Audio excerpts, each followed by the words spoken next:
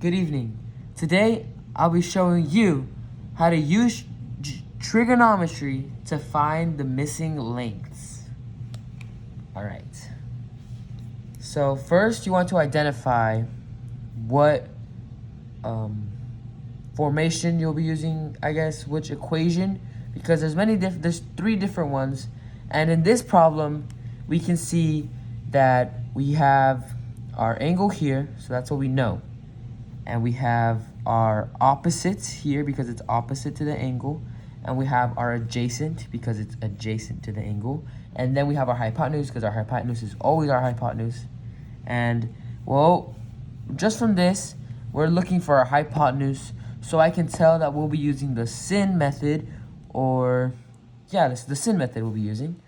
And the equation for that, our base, I always like to tell my students to write the base of their equation first. So we're just going to add sin equals, this is the sin method, by the way, not just sin, but, sin method, is the opposite divided by hypotenuse. There we go. Boom. That's our base. So now it's time to plug in what we know.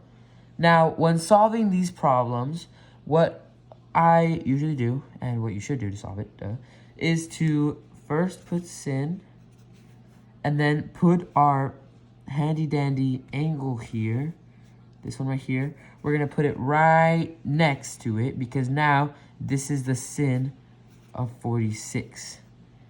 Then we put equals to our opposite. Remember, sin equals the opposite versus the hypotenuse, so time to plug in our numbers. What is the opposite of this triangle? If you said 8, you would be right. 8 is the opposite.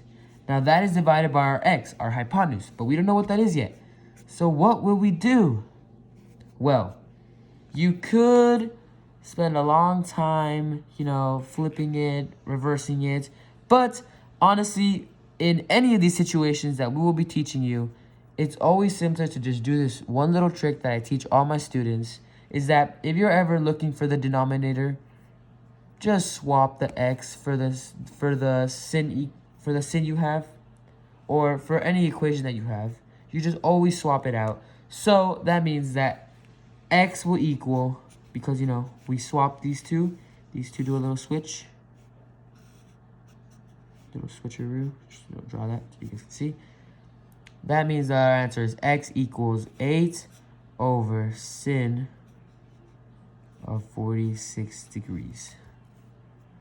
And to solve that, what you do is you go to Desmos. I have Desmos right here. You can see.